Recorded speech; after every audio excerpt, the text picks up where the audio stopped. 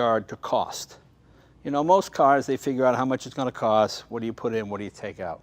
When this car was built, cost was no object. This was the most expensive car when it came out in 1963. It was about $22,000 to $25,000. Rolls Royces weren't even that much. It's an amazing road car. It is the largest car ever produced in Europe up to that point. Certainly the largest tires of any road car ever produced, certainly post-war.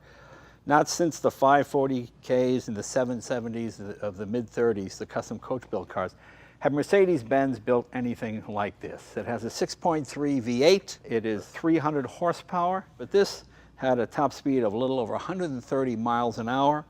The car has no electrics. The windows, the seats, the sunroof, the trunk, everything is hydraulic. What that means is you have a pump that pumps hydraulic fluid at 300 pounds per square inch. It is the most complicated car to restore in the world.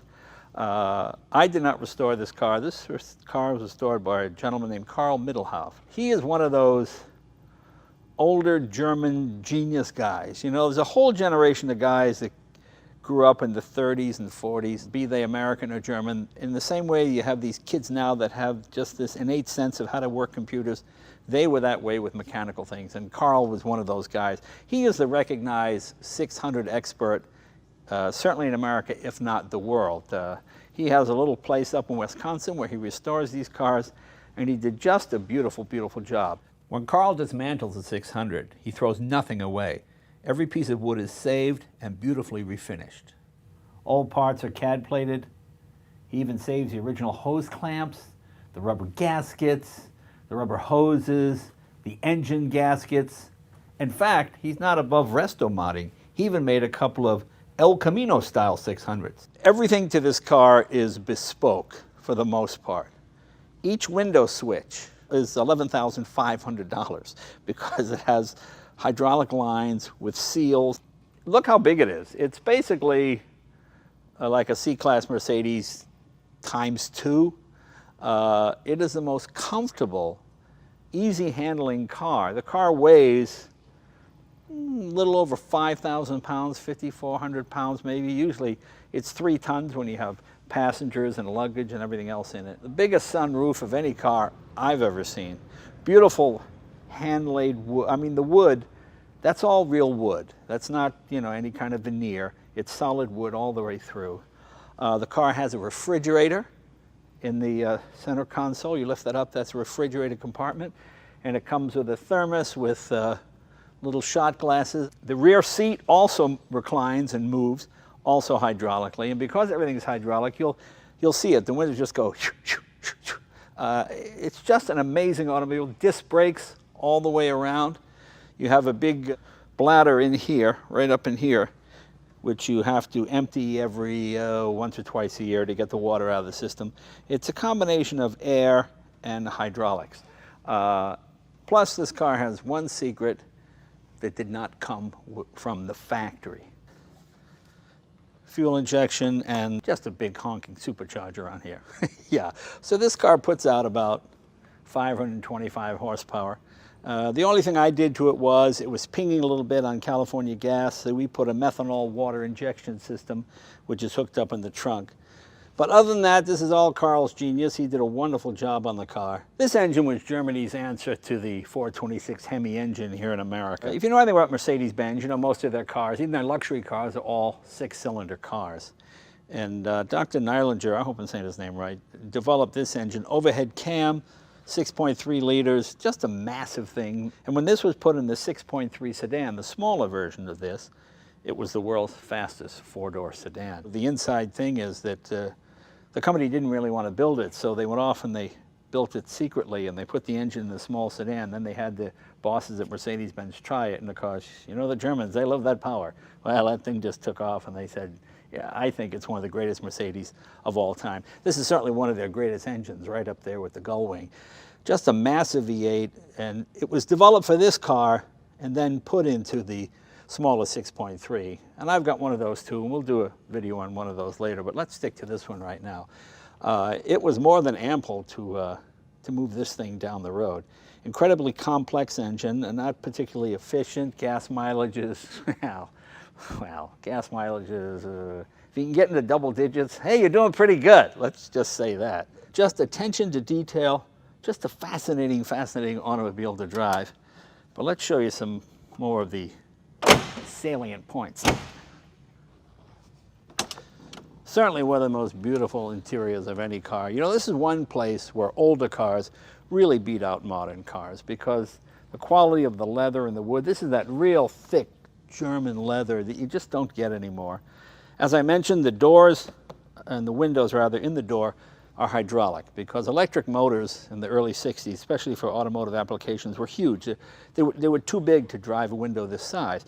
And if you put a big motor in here, then the armrest would have to be, it just restricted room. They wanted as much room for the passengers as possible. So they ran these extremely complex hydraulic lines. And when one of those leaks, oh my God, it's unbelievable. Oh my God, it's unbelievable one of these things leaks, how much trouble it is and how expensive it is to fix. So that's the downside. There's cigar lighter for each person because people smoked like chimneys back then. Even the rear seat, this also moves. The only noise you hear is the stretching of the leather. You have central locking. When you lock this door, those all lock, which was a huge deal in the 60s. Now that's pretty much standard. You go beep and they all, but they didn't have that back then. You have curtains here for privacy. And then, of course, my favorite part, the trunk opens hydraulically, and you've got a massive trunk in here. California gas with horrible ethanol in it. Just does not have the octane rating for a vehicle like this. So we put methanol water injection, and it cools the cylinder, cools the charge, and increases performance as well. Works amazingly well. And you can't close this by hand. If you shut this by hand, well, it's $12,000 into the hood latch. You just press this button here. Good day, Mr. Bond. One owner actually got his finger broken or cut off or something. I don't know if those old wives' tales, but that's what happened. There's the 600 emblem, of course, the Mercedes star. Everything is oversized on this car. And as you can see, it says compressor, which means supercharger, of course, in German. And I believe this is the only 600 that has this. So it makes this car a lot faster than it already is. It was a pretty fast car before.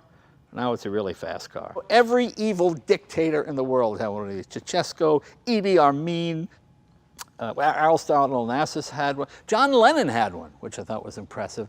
In fact, John Lennon's car was bought by a European gentleman, I'm not sure, maybe Dutch, and he sent it back to the factory, and to this day, I believe it was the most expensive European car ever restored in history because it just took so much. You know, the fun thing about this car, as I said, all the dictators had this, all of them. And I was driving this car once up the street here, and I see a white-haired man, about 75, 80. I believe he was Iranian. In fact, I know he was Iranian. And when they pulled up next to me, he went, ah!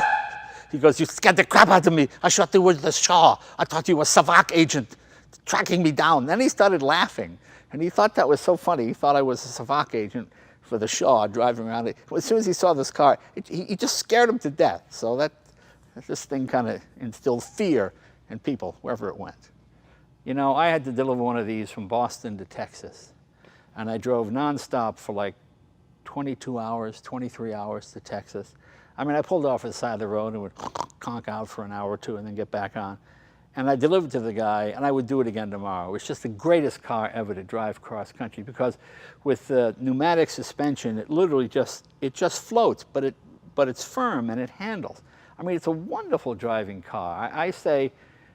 I think it drives as well as even a modern 600 or Maybach or any of those cars. I mean, sure, it doesn't have Bluetooth and all the trick stuff and, you know, the air conditioning seats and all that, but as a driving instrument, just fantastic. Come on, let's take it for a ride. The grace with which this car carries itself is just unbelievable. And the best horn. Or a boat horn for a big boat. I mean, the fact that you can take a car like this out on a 104-degree day is the testament to the build quality. My temperature exactly 180 degrees. It's just amazing. You know, I'm glad we had to fix a few small things on this car. because it gave me a chance to appreciate the craftsmanship and the workmanship on the car. We put a new master cylinder in it. Did that the other day, which was not bad. I thought it would be crazy expensive, but it wasn't. That wasn't too bad. Engine parts for this 6.3 are expensive by normal car part standards, but not expensive by Mercedes 600 standards. You know, when these cars were built, you could get any option you wanted. A telephone. Of course, the telephone was a huge thing, size of like a giant suitcase. And they had a TV screen. You could have a bar. You could have anything you wanted on these, any kind of upholstery. This is the short wheelbase version. I know this car seems enormously huge, but this is a short wheelbase. Since they made a stretch, and they made a 6-door and a Landau with it. Well, the Pope had one of those. You know, you can still find these relatively inexpensively because they just cost a fortune to rebuild. So you want to try and get the best one you can. That's what I did when I bought this one. I looked at a lot of 600s, and then I figured, you know, it's better to spring for the extra dough and get one that Carl had done, because as I said, he's the recognized expert, and you can see it looks and drives and handles, oh my God, just like a brand new car. This was, I think, the best car in the world in the 60s and the 70s. The only place it might have gotten beaten was in maybe air conditioning and that kind of thing. General Motors, Cadillac, they had the best air conditioning systems in the world, I think still do. Air conditioning was not a big priority in Germany for obvious reasons, so this unit is a bit old school. But everything else, brakes, four-wheel disc brakes, when American cars were all just drums, and this big wide seat, you know, with its hydraulic controls, fantastic. But the place to really appreciate this car is from the inside. Come on, hop in, we'll take you for a ride. The inside of this car to me is just as beautiful as the outside. Start with a beautiful wood rim steering wheel here, all solid wood, just a beautiful piece. And this adjusts forwards and back. And this is all wood up here as well. I mean, just beautiful. I can't imagine how long it takes to shape that. And I'm sure it was done by hand, as it can only be done by hand. This is your air conditioning controls here. These are your two air conditioning vents, outside temperature, clock, speedo, tachometer, usual gauges, water temperature, fuel, oil pressure, lights, hazard, radio front and back. You have a switch here to control the ride a little firmer if you want it. My favorite part is this here. You have a refrigerator right in here. You see, you can have the glass if you wish to entertain the women. You have the glass right here. Don't let the cops see that. Down here, you have, this is for your electric antenna. And you see this green light here? When I put my foot on the gas, when you get the revs up, that will inject water, combination water and methanol into the cylinder. See that? There we go. There's your turbo boost right there. And your light comes on. And it shoots a shot of water into kind of cool the combustion chamber and keep it from detonating. And you've got all kinds of room. The fact that, look, I can't even punch the cameraman in the face. He is so far away from me. Look, you can't, it keeps you from fighting in the car. I can't even punch. In the other car, I could punch him in the face. I can't now. This thing is meant for just crossing continents. Ugh, just get on the Autobahn and put your foot in it and go.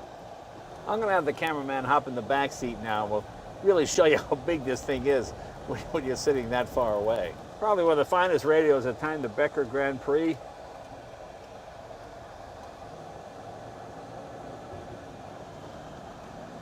But where this car really excels is on the open highway.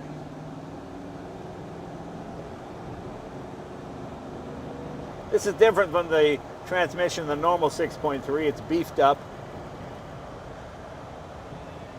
And of course, the greatest sunroof in history.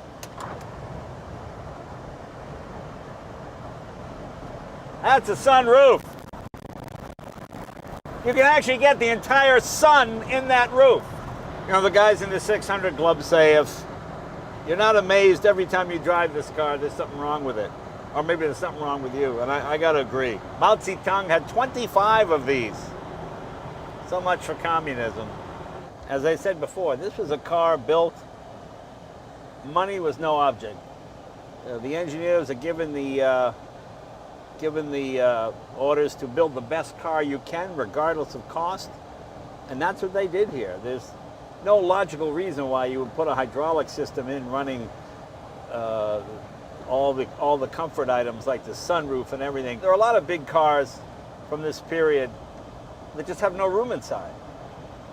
This, they've managed to compact everything in a large car so you have a lot of room. This thing is like an SUV in here. You know, this W series of Mercedes, the 100s, the 109s, all that, this is my favorite era. Now, I don't know whether it's because I worked for Mercedes-Benz when I was a kid and I really bonded with the brand because I got to drive them and work on them and understand them, and they seem so exotic. I never thought I'd be able to afford one of these cars. I like the new ones very much, of course, and of course they are better cars and safer and faster. But there's something about this era, the quality of this car. It's incredibly complex, yet in some ways it's incredibly simple too. You know, when you see one that's done right, it's the greatest thing in the world. And when you see one of these that's done wrong or restored poorly, oh, it just looks awful. You know, they sit down on the suspension, and they usually have some cheap reupholstery job because it's expensive to do this, to find this kind of leather. A lot of times the refrigerator doesn't work. And believe me, you don't want a car where the refrigerator doesn't work. This car had the longest run of any Mercedes. It ran from 1963 to 1981. They built 2,677 of these cars, 2,677 of these cars. In 1972, rather, they built 138 that came to the United States. So they took a long time to build. They didn't build that many of them. These were sort of the last of the hand-built, coach-built Mercedes-Benz. Much as the way the coach-built cars of the 30s were built, this represents that same level of dedication and craftsmanship.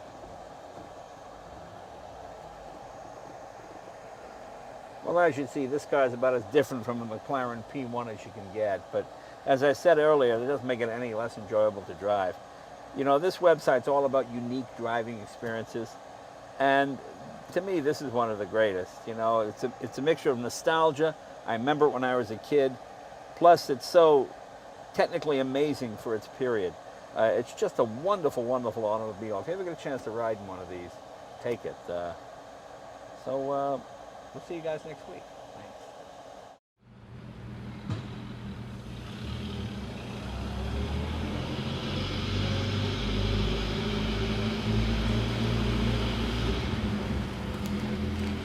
Thanks.